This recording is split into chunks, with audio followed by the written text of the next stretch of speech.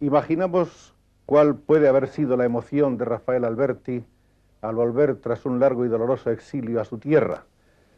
Pero quizá Rafael Alberti no sabe cómo también para nosotros es muy viva y muy honda esta emoción de encontrarle entre nosotros y de tener por fin, tras una espera tan larga, una espera que parecía interminable, esta ocasión de conversar vis a vis acerca de su obra, que es un monumento vivo de la poesía española, y acerca de su vida tan rica, tan pródiga, tan fecunda, tan llena de azules y de alegrías, y tan llena también al lado de los donaires de penas y de tristezas.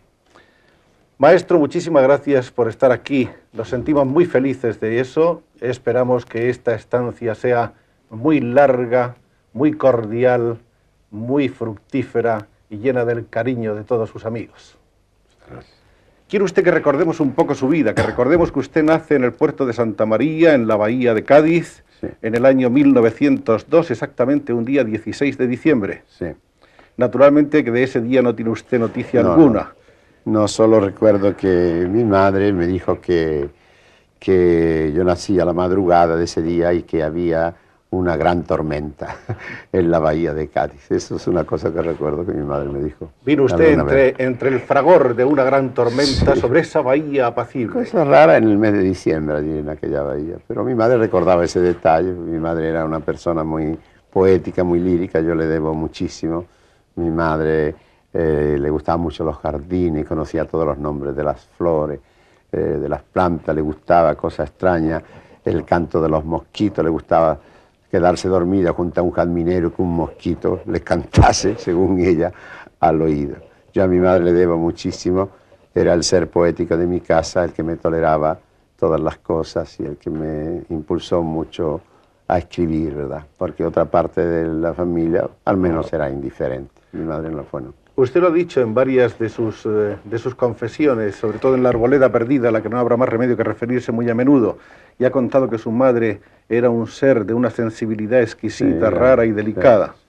Cierto que lo era, y siempre yo me atrevía a leerle mis poemas. Era mi madre y una hermana mía, Josefina, que vive todavía, que creo que está en Sevilla, a la que yo confiaba mis...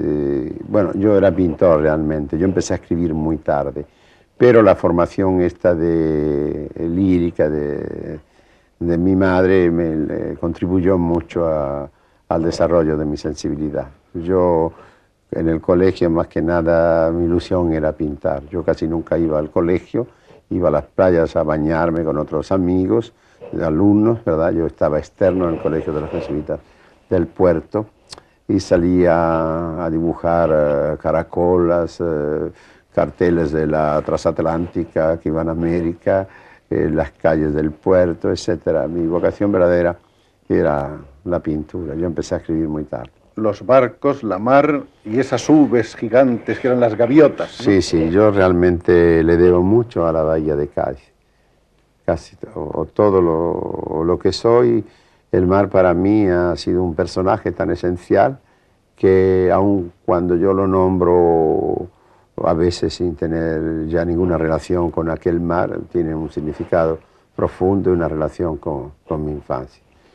Si a usted le parece, vamos a volver un poco hacia atrás para hablar de cómo aparecen los Alberti en Cádiz, los Alberti y los Merello, que eran, sí, realmente dos familias de origen italiano. Sí, sí. Los Alberti son de origen toscano. Yo he oído hablar italiano en mi casa, ¿verdad? Mi abuelo era florentino y mi madre era española, pero de origen de la Liguria, de Génova. Los hermanos de mi abuelo eran nacidos en España, pero casi todos comprendían el italiano. Así que mi abuelo, don Carlos Alberti, yo lo recuerdo enfermo, ¿verdad? Un poco antes de morirse, como un hombre ya muy viejo, pero casi borrado en mi memoria, ¿verdad? Mi abuela era ya andaluza, mis abuelas son andaluzas, se llaman Gómez y Sánchez, Bustamante. Mi abuela era de Huelva, la otra mía era del puerto de Santa María, así que de esta fusión ítalo-andaluza somos procedentes los Alberti de hoy. Pero mi abuelo y toda la gente aquella de la bahía, así de que tiene nombres extranjeros, casi todos, bueno, todos vinieron al olor de los vinos.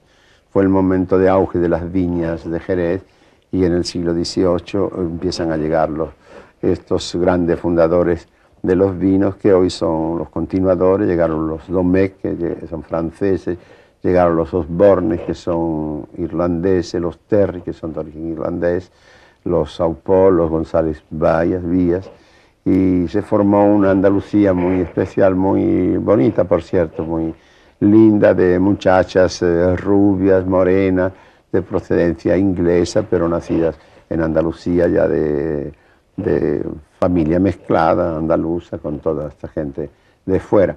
Es una Andalucía muy especial, que tiene un carácter muy fino, muy diferente del resto de España. Es donde más se encuentran apellidos extranjeros, porque realmente cuando uno agarra la guía del teléfono, uno ve como todos estos nombres confluyen más que nada en el sur. No es como en la Argentina, donde yo he vivido 24 años, donde todos los nombres son de otras partes, ¿verdad? Los nombres criollos son muchos, pero en la actualidad casi son menos, porque hay mucho más influencia italiana y extranjera de otros sitios. En un cierto momento sus antepasados fueron realmente gente de mucho peso y de mucha importancia en esa industria. Bueno, no tan en primer plano como estos nombres que he citado antes, pero eran pequeños bodegueros que tenían muy grandes bodegas, eran verdaderamente las obras maestras de los vinos.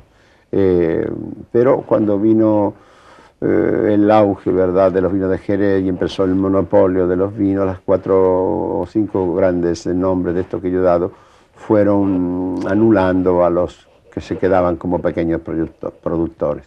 Así mi padre, que tenía bodegas, que yo ya conocí poco, ¿verdad?, pues fue en cierto modo víctima de los grandes monopolios de esta familia, ¿verdad? Pero mi padre, que entendía mucho de vinos, y eso fue nombrado primero por Terry y luego por los Osborne como el representante general en España, porque esos vinos más que nada eran conocidos en el extranjero. Eran vinos que viajaban para los zares de Rusia, los reyes de Suecia, Noruega, Dinamarca. Yo coleccionaba las etiquetas de las botellas, que eran muy preciosas, eran etiquetas así románticas, muy bonitas, con los retratos de los zares y de los reyes estos nórdicos, que son los países que más han consumido. Soy ya vivo mucho tiempo rodando por ahí en Italia, muchos años, confundo a veces las palabras, pero eran en las novelas de Dickens, en las novelas de todos los grandes escritores nórdicos, siempre se habla de que están bebiendo una copa de Jerez, así que son vinos muy internacionales y es una Andalucía muy especial. Muy bien, usted fue el quinto de los 6 hijos que tuvieron sus padres María y Agustín. Sí, yo soy el quinto, éramos 3 hermanos y 3 hermanas. Mis 2 hermanos han muerto y de varón quedo yo y mis 3 hermanas que viven en España. A su padre le veía usted muy poco, en realidad